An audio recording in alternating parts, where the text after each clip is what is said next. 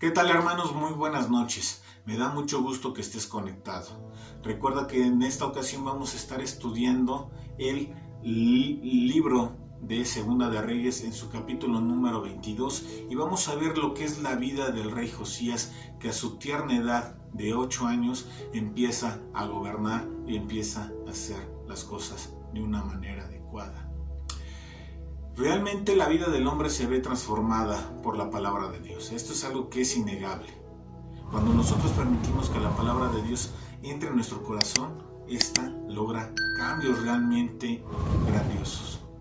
Puedes ver a gente, ¿sí?, que dejó las drogas, que dejó el alcoholismo, matrimonios que estaban desbaratados, que han sido otra vez rejuntados, ¿sí? Y ahora podemos ver cómo hay un crecimiento en cada uno de ellos. Podemos ver cómo hay una familia que estaba destinada a ser desintegrada, ¿sí?, a ser arruinada, cómo Dios la une por completo, ¿sí? Y van creciendo en amor, en paz, ¿sí? Y van creciendo en Dios. Esto es algo que hace la vida del hombre cuando está poniendo atención a la palabra de Dios, cuando humilla su corazón y cuando decide dar un giro de 180 grados. La cuestión aquí es, ¿tú ya has tenido un encuentro con Dios? ¿Te has permitido que Él empiece a hablar a tu corazón? ¿Que pueda hablar a tu mente?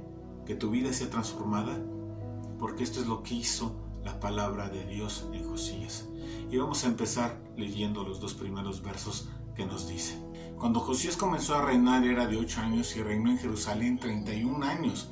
El nombre de su madre fue Jedida, hija de Adaya de Boscat, e hizo lo recto ante los ojos de Jehová, y anduvo en todo el camino de David su padre, sin apartarse a derecha ni a izquierda. Podemos ver cómo Josías comenzó a reinar a la corta edad de 8 años, y esto se debió al asesinato que había sufrido su padre, y el pueblo lo había puesto en el trono, ¿sí? Pero lo más increíble, lo más sorprendente que nosotros podemos notar es que hizo lo recto ante los ojos de Jehová. Y realmente, al ver toda una larga lista de reyes, podemos darnos cuenta que él realmente sí sobresalía, ¿no? ¿Por qué? Porque había hecho lo recto. Había muchos reyes que habían hecho lo malo, pero él se destacó por hacer lo recto, porque dice que no se apartó ni a derecha ni a izquierda. Y aquí realmente podemos ver cómo la educación de los padres es algo sumamente importante en los hijos, porque esto va a determinar cómo va a ser el corazón. Obviamente el padre no fue un buen rey, pero podemos ver cómo su madre sí. Ahora, también se cree que el abuelo era un sacerdote, ¿sí? Y esto implicaba que había en él conocimiento de Dios, y por eso buscó amar a Dios y hacer lo recto delante de él. Nosotros tenemos que hacer lo mismo, tenemos que ver que nuestros hijos vayan creciendo y aprendiendo de Dios para que más adelante, ¿sí?, no se aparten de Él, y que también Dios pueda ver que no se apartan ni a derecha ni a izquierda, sino que sigue el camino de su Padre. En este caso nosotros también tenemos que ser un muy buen ejemplo para cada uno de ellos, pero tenemos que enseñarles, tenemos que instruirles, tenemos que guiarles en todo momento, ¿sí? Y esto es algo que debe de tener presente todo cristiano. Los niños no son el futuro, son el presente, ¿sí? Y eso lo tienes que tener muy claro. Sí, serán en un futuro a lo mejor los líderes de la iglesia, ¿sí? Los líderes que a lo mejor gobiernan, ¿no? Pueden ser presidentes municipales, gobernadores, etc., ¿sí? Pueden ser líderes en su campo, en su rama, en la medicina, en el derecho, como empresarios, etc., ¿sí? Pero lo más importante que nosotros tenemos que tener en la vida de cada uno de ellos es que ellos puedan amar a Dios en todo su camino, en todo su caminar, siempre, ¿sí? Y tal vez el trabajo más arduo de ellos es como que el esperar a ser adulto para tomar decisiones, ¿no? Pero realmente no hay edad para tomar a Dios con seriedad y empezarlo a obedecer, ¿sí? Los primeros años de Josías establecieron lo que era la base, ¿sí?, de la tarea posterior. ¿Para qué? Para reformar a Judá, ¿sí?, para convertir a toda una nación a Dios, ¿sí? Y esto es algo que nosotros tenemos que tener muy presente.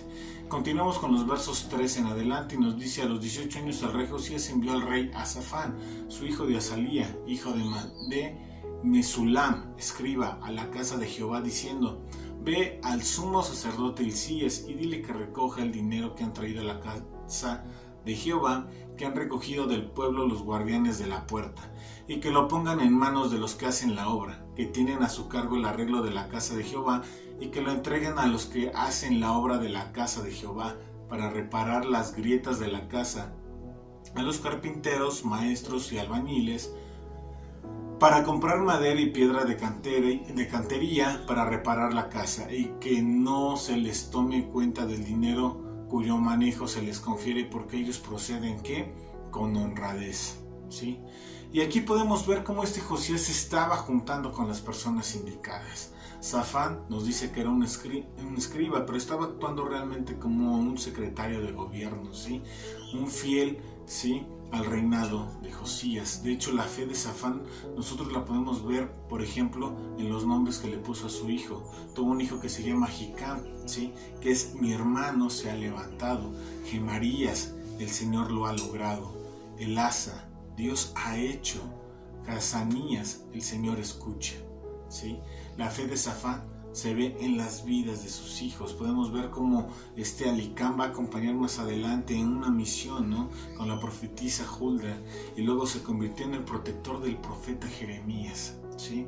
Con otros transmitió el mensaje de Jeremías a los exiliados en Babilonia.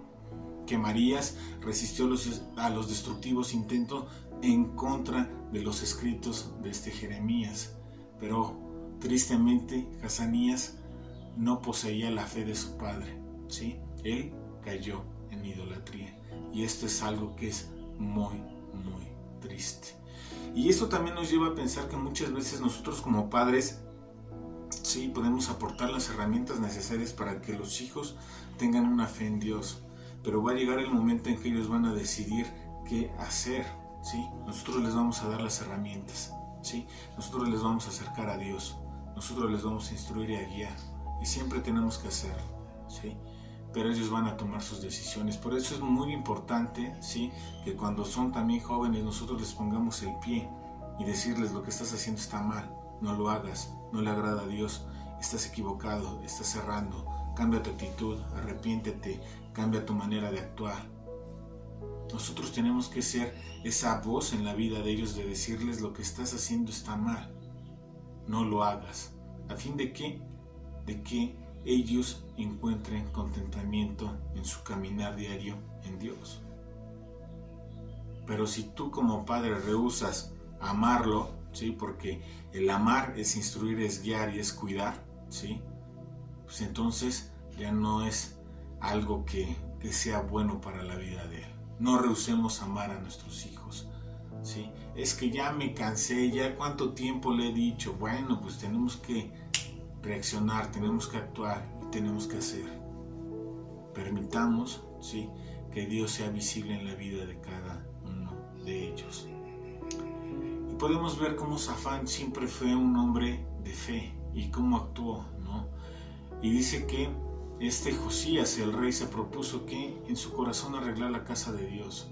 Y esto es algo que también había hecho uno de sus abuelos. De hecho, Josías o Joás, que es lo mismo, ¿sí?, fueron los encargados de arreglar el templo, ¿sí?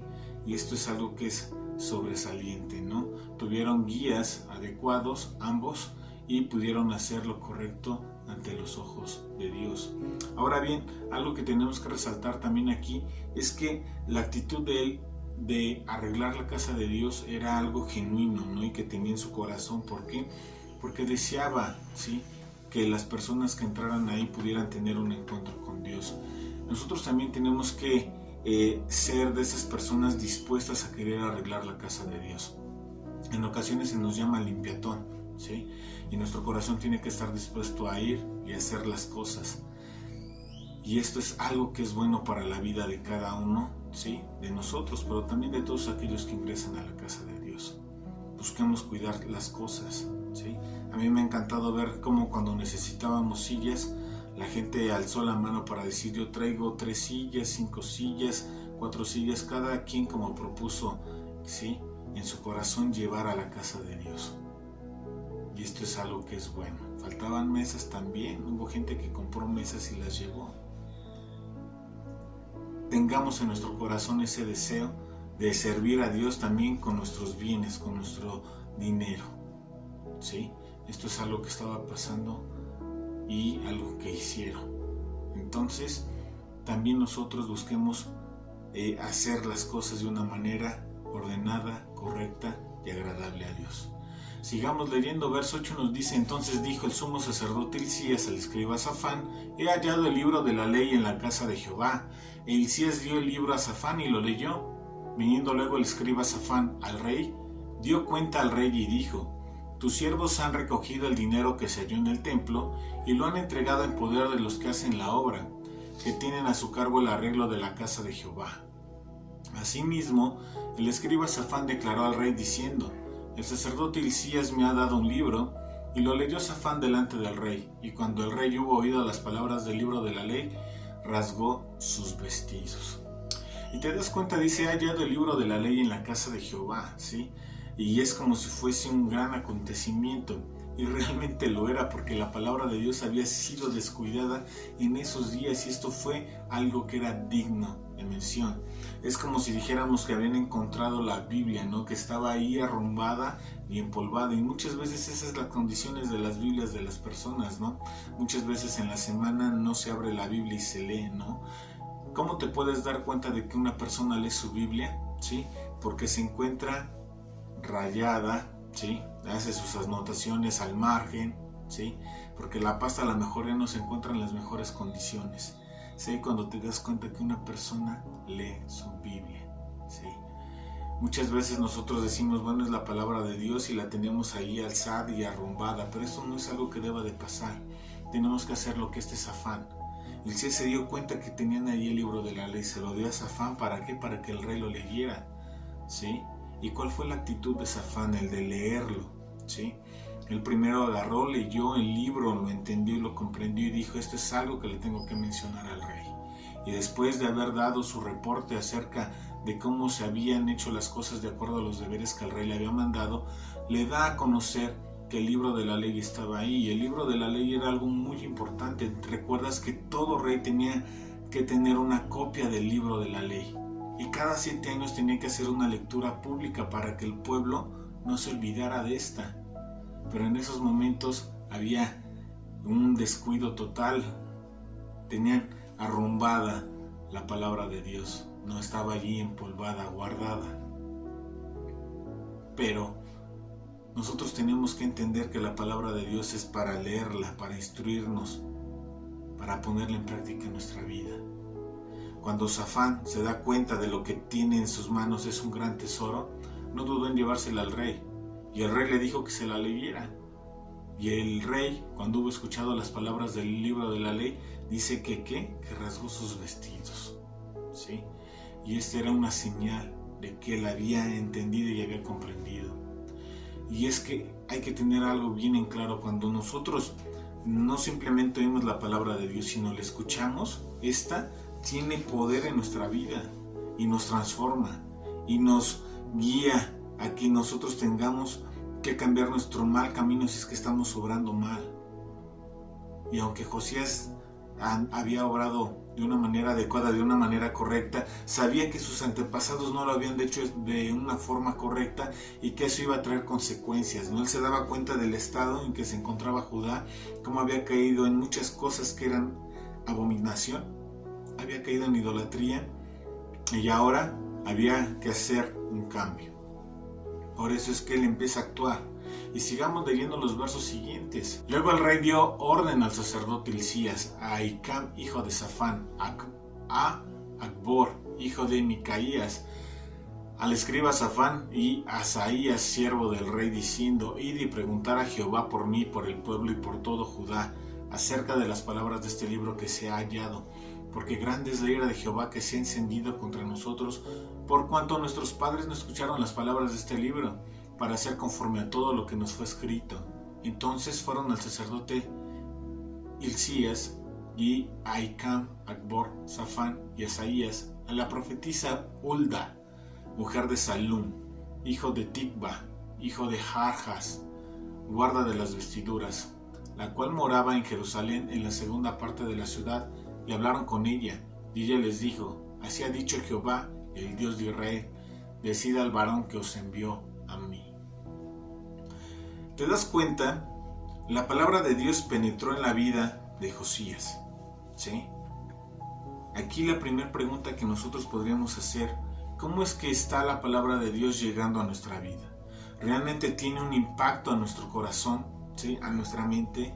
¿Nos lleva a cambiar nuestra actitud? ¿O somos indiferentes? La hacemos a un lado. Hacemos que escuchamos, pero simplemente oímos, ¿no? Como cuando te decían de niño, es que te entra por un oído y te sale por el otro, ¿no?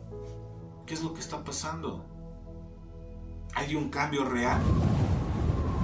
¿Tenemos ese propósito en nuestro corazón de poner en práctica lo que Dios nos dice, lo que Dios nos indica que llevemos a cabo? ¿Hacemos los cambios necesarios? Porque Josías estaba dispuesto a hacer los cambios necesarios. Y es que muchas veces no nos damos cuenta de cuál es nuestra realidad. Muchas veces nos autocalificamos y permitimos que nuestra vida vaya caminando según nuestro pensamiento, en lugar de poner todo en las manos de Dios. Autoexaminémonos. David decía: examíname, oh Dios, y quita todo aquello que no sea grato de ti, porque tal vez yo no me estoy dando cuenta, no lo estoy observando, no lo estoy viendo, pero tú que lo sabes, Señor, hazlo a un lado y quítalo. Pero para ello hace falta humildad, el decir: ¿sabes qué, Dios? Le hemos regado, hemos hecho las cosas mal, porque Josías lo hizo. Él había actuado lo mejor posible, pero sus antepasados no, y sabía que todo eso había cargado, ¿sí?, ira en contra de todo el pueblo, y ahora tendrían las consecuencias de ello. Y lo primero que hace Josías es ir a preguntarle a Dios, y lo mismo nosotros tenemos que hacer: doblar nuestras rodillas, ponernos en oración y decirle: Señor, hemos pecado contra ti, hemos hecho las cosas mal, pero quiero que tengas, ¿sí?, tu mirada en mí, en nosotros, y que podamos, Señor, hacer las cosas de una manera correcta. Va a preguntar, manda a su gente de confianza. Ahí va Hilcías, ahí va Safán. Hilcías, aparte de ser el sumo sacerdote, también era el padre del profeta Jeremías y estuvo activo en este tiempo, al igual que lo era Sofonías. Pero por alguna razón, ya sea práctica o espiritual, sí, en práctica me refiero a de que se encontraba con una cercanía pronta, sí, o espiritual, porque sabían que la palabra de Dios siempre venía a esta mujer, porque era una mujer que era reconocida como profetisa, esta Hulda, y manda a su gente de confianza. ¿Para qué? Para recibir guía de Dios, y esto es algo que nosotros tenemos que hacer siempre. Dios, guíame, ¿debo de tomar esta decisión? Muchas veces nosotros tomamos decisiones dejando a Dios a un lado. Por eso muchas veces no pega el negocio que nosotros queremos, ¿no? O por no seguir la guía de Dios luego nos andamos divorciando, o por no seguir la guía de Dios no somos buenos padres. Porque Dios es tan completo en la vida del hombre que nos guía en cada área, en cada aspecto. La palabra de Dios es un manual de vida. El problema es que muchas veces no le prestamos atención. No prestamos atención a Dios. Y entonces andamos ahí navegando y luego se nos presentan los problemas fuertes y no sabemos qué hacer.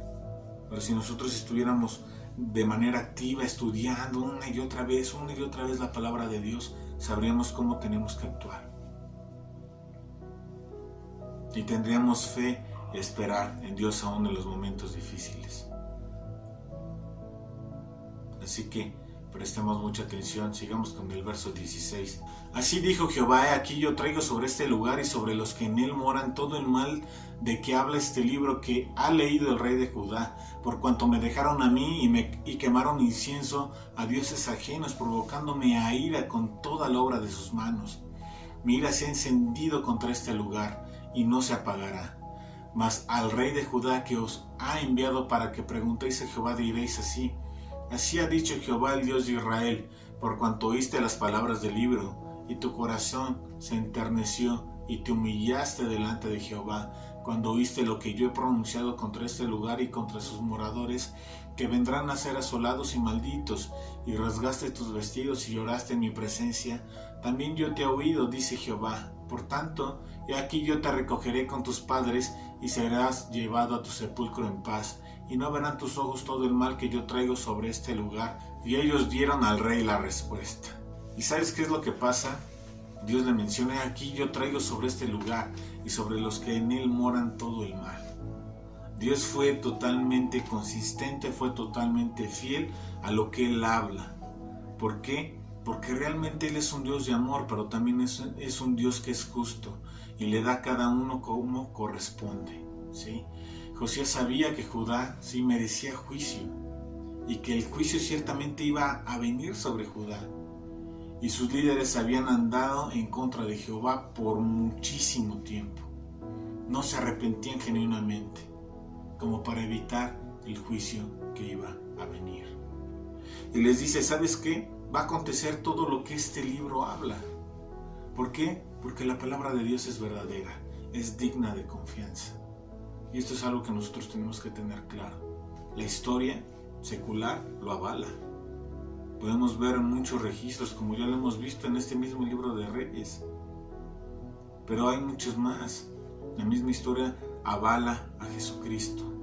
Y está redactado como la gente vio, por ejemplo, la resurrección de Cristo. Y esto es algo real. El problema es que muchas veces no creemos en la Biblia. Tenemos confianza en muchos otros libros, en muchos otros registros, pero no en la palabra de Dios, y eso es algo que es brutal. En algún tiempo la gente le preguntaba, ¿sí? Porque había gente que dudaba de la certeza de la Biblia y de la certeza de que Jesucristo había resucitado. Y decían: bueno, es que nos tenemos que ir a fuentes primarias, ¿sí? A registros que no sean muy largos de tiempo, ¿no? Porque los registros de los evangelios, por ejemplo, de Marcos, Juan, ¿sí? Mateo, Lucas, son registros que se encuentran datados, escritos entre 60 y 80 años, ¿sí? Después de la muerte de Jesús. Y esto hace para aquellos que son escépticos en que no sean fuentes dignas de confianza. En algún momento un historiador también, ¿sí? Él, teniendo a Dios en su corazón, les hizo la pregunta: ¿ustedes creen que haya existido Julio César? No, sí, Julio César, el gran emperador romano, por supuesto, hay mucho registro histórico. ¿Sí? ¿Cómo pueden creer en algo, ¿sí? Si la fuente primaria que nosotros tenemos acceso es 300 años después de su existencia? Y es ahí como muchas veces, cuando el corazón del hombre no quiere creer, ¿sí? No hay nada que lo pueda mover. Tiene que haber disposición en uno. La palabra de Dios, hermano, es real. Eso lo tienes que tener claro. La avala la ciencia, la avala la historia, la avala la arqueología. No hay razón para dudar de un Dios. Es que fue escrita por hombres, pues es real. Pero hay una consistencia desde el Génesis hasta el Apocalipsis que no puedes encontrar en ningún otro libro. Es como si pusieras a muchísima gente, ¿sí? A 40 autores a escribir un libro. Incluso les dieras la idea. ¿Crees que ellos van a escribir algo que tenga una simetría como la tiene la palabra de Dios? En lo absoluto. Todos tendrían ideas diferentes. Pero aquí hay consistencia, porque el escritor principal es Dios, a través de su Espíritu Santo, siendo real en la vida del hombre. Y estos fueron llamados a escribir la palabra de Dios. Por ello es digna de confianza. Y Dios se lo dice a este Josías: va a pasar. Hay algo que está aquí, que fue escrito, y esto va a pasar. Pero también Dios pudo ver la fidelidad de Josías, un amor hacia él. Él dice que su corazón fue enternecido. Y es que el corazón de Josías se enternece de dos maneras. Primero, se enterneció a la palabra de Dios porque le escuchó y fue capaz de recibir la voz, ¿sí? Con una convicción, ¿sí? Al Espíritu Santo. Y esto es algo que es digno de imitar por cada uno de nosotros. Tenemos que permitir que el Espíritu Santo haga su obra en cada uno de nosotros. También se enterneció del mensaje de juicio. ¿Y qué es lo que hace? Va con un corazón arrepentido porque se rasga sus vestiduras, porque él sabe que es rey y también tiene parte en ello, ¿sí? Aunque no lo había hecho él directamente, se da cuenta que su estatus de rey también lo lleva a comprometerse junto con todo el pueblo. Y dice, tenemos que cambiar. Tiene un corazón arrepentido y busca hacer las cosas bien. Y esto es algo que vamos a ver próximamente en la siguiente clase. Todas las cosas que hizo bien. Y nos dice que fue llevado a su sepulcro en paz. Y esta es la misericordia de Dios para Josías. Su propio temor de Dios y su corazón tierno, ¿sí?, no pudieron detener el juicio eventual de Dios, pero pudo retrasarlo. Y esto nos enseña que juicios que a veces son inevitables son retrasados debido a los corazones que son enternecidos hacia Dios. Así que, hermano, busquemos a Dios, busquemos tener esa conversión y cambiar, dar un giro de 180 grados en la dirección que íbamos. Porque realmente nosotros íbamos a la muerte, éramos únicamente dignos de morir. Pero Dios hizo una convicción en nuestro corazón y nos llamó a cambiar nuestra manera de vivir. Dios dice, no te pido que los quites del mundo, pero sí que los cuides del mundo, ¿sí? Y esto es algo que va a pasar. Vivimos en un mundo malo, corrompido, pero también somos esa contracorriente, somos esa sal, somos esa luz en el mundo. Permitamos que Dios sea visible en nosotros y que la gente pueda ver cómo vamos en contra de la corriente. Permitamos que Dios sea visible en nuestras vidas. Y cada vez que nosotros veamos que vamos por un mal camino, arrepintámonos y convirtámonos, es decir, demos la vuelta y sigamos tomados de la mano de Dios para que no nos podamos apartar ni a derecha ni a izquierda, sino que podamos estar avanzando en Él. Amén, hermanos. Vamos a orar. Eterno Dios, en el nombre de Cristo Jesús, a ti sea toda la gloria, la honra, la alabanza y el poder por siempre.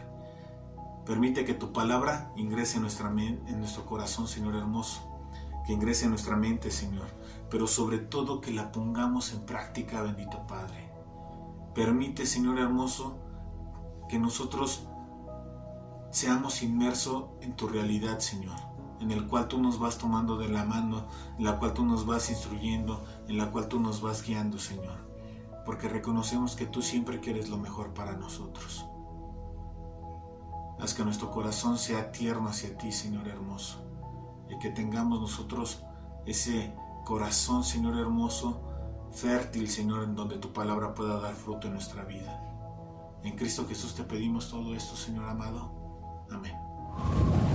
Hermano, no olvides, el día de mañana seguimos con el estudio de los Salmos, 8:30 de la noche. Viernes tenemos el desafío del amor, igual, 8:30 de la noche. El sábado a mediodía tenemos Familia Kids, conecta a los más pequeños y permite que, al igual que Josías, puedan empezar a caminar con Dios. Y por la noche a las 8:30 tenemos el estudio de Primera de Crónicas. Los días domingos estamos viendo y estudiando la extraordinaria vida y obra de nuestro Señor Jesucristo a través del libro de Lucas, y posteriormente tenemos lo que es un momento de oración. Así que, hermano, sigue conectando, sigue creciendo en la palabra de Dios y permite que Dios nos vaya transformando día a día hasta alcanzar la meta. Que Dios te bendiga.